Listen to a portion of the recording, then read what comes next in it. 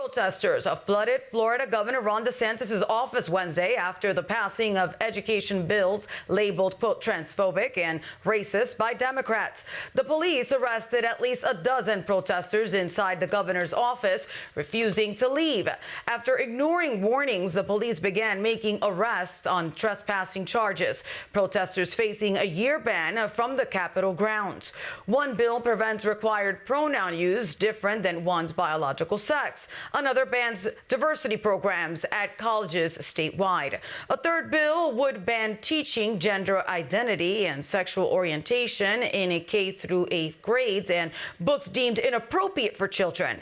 State Senator Clay Yarborough said teachers ought to focus on teaching skills to help children succeed, not delving into social issues. Democrats said the bills marginalize children and legislate away the LGBTQ community. Tim? Fior, lawmakers in Texas will take a stand today when it comes to protecting minors. Senate Bill 14, which bans gender transitioning surgery on minors, is expected to come before the House.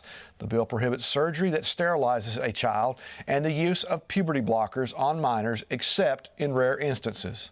SB-14 is very clear. It is a ban on the gender mutilation of our children. This is going to be a ban on the chemical castration of our children. And I know we're coming in hot with that, but the reality is that we've got to do something about the fact that we are allowing gender mutilation surgery to happen for minors. And so we're stepping in, and today is hopefully going to be the last day that that's a conversation in the state of Texas.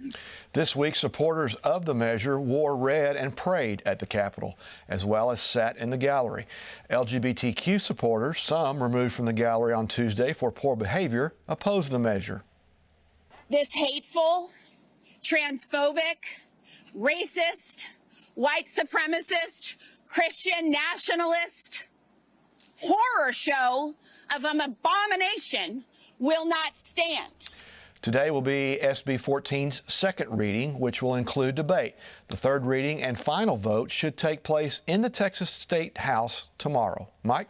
Tim, joining us now is Turning Point USA contributor Alex Clark. Alex, welcome to Victory News. Thank you very much. Alex, Texas legislators want to ban sex change procedures on children up to age 18. Are you surprised parents have to approve kids getting braces at the dentist in our culture, but not sexual mutilation? Isn't it so sad? And here's the good news. Parents have power.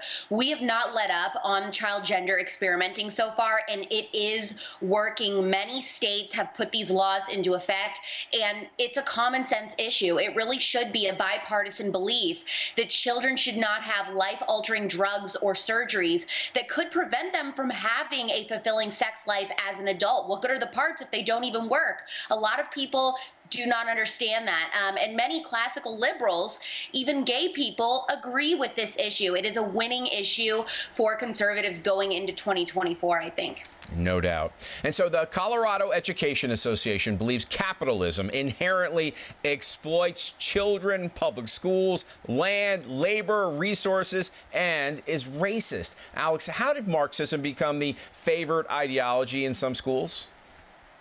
Well, I think the ideology teaches people to train up new Marxists to bring people into this belief system from a very early age. And honestly, it is a smart idea because whatever you learn as a child, you are likely to believe through adulthood. So if you want to enact social change, in this case Marxism, why wouldn't you target the next generation? If you want a progressive overhaul of all traditional American values, schools are going to be where you start. The left knows that, which is why conservative parents have to really start paying attention to their children's education. You can get involved in knowing what's going on in your local schools, at your school board meetings, even if you do not have a child currently enrolled. If you are just a conservative adult who cares about the next generation, you can do that. We have been asleep at the wheel for way too long. And if you have the option, I cannot recommend enough taking your kids out of public schools. Yeah, sleep at the wheel is right. Now, the Navy chose a drag queen for a digital ambassador to get new recruits. Do you think this can help them meet their dramatic shortage of recruits? No, I don't think it's going to work. And I also think, not a laughing matter, but the blatant and strategic unseriousness of our military the last 3 years really brings me to one conclusion, and that is that they just must want us dead. We have the Afghanistan disaster, choosing to bring America hater Brittany Griner home, but not a Marine.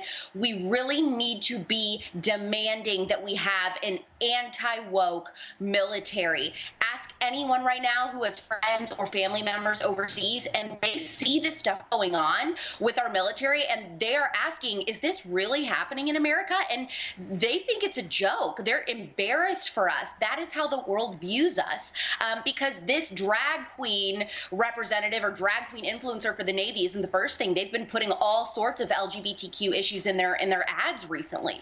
I think embarrassing is the right word there. Well, Alex, last night people protested in New York City over the death of a troubled man who was put in a chokehold by a former Marine after threatening subway passengers.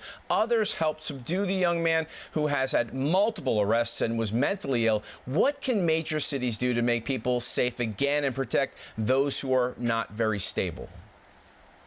It's absolutely tragic. And here's the thing. We have to stop de-incentivizing our police and our criminal justice systems. We need them to clamp down hard on criminals. Stop voting for people who let criminals out of jail and put them back on the streets, and bring back police forces who won't be afraid to arrest dangerous people no matter what their skin tone is. It's not a race problem that we have. It's really become a safety problem, and it's going to get worse in New York City. A reporter told Kamala Harris that her favorability ratings are upside down, with over 50% just not liking her. This was the VP's reply. You know, people stood in line and waited sometimes for hours to vote. And they did so because they wanted to put in their order and they wanted certain things to happen. Alex, will you be putting in your order in 2024? Oh, yes, I will be putting in my own order in 2024. By the way, competence is at the top of my list, of which President Biden has none. And millions of other Americans feel the same way. And who knows if he's even going to make it another 4 years. Not to be crass, but I think anyone can kind of see that he isn't in the best shape. So I think many people will be putting in their orders. Well, where can we find out more about you and your Turning Point USA shows? Yeah, so you can subscribe anywhere you get your podcast to The Spillover. That is the name of my podcast. I interview people and experts with incredible stories and expertise, everyone from celebrities to exorcists. I know, it's absolutely crazy. You'll never be bored. My podcast is The Spillover, and then we are also hosting at Turning Point USA our big Young Women's Leadership Summit, also known as YWLS, this June, Dallas, Texas, the 9th through 11th. And that is for women of all ages to hear from the biggest speakers in the conservative movement, biggest female speakers in the conservative movement. And the theme is 70s, because we are going to be debunking all of the lies from the feminist movement of the 70s that they have told women for decades. It's going to be really fun. You can get tickets at tpusa.com/YWLS. All right, Alex, thank you for joining us today and for all you do. Thank you, guys.